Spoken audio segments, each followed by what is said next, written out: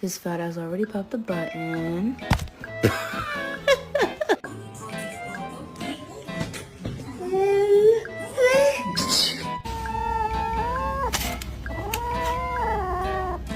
Make it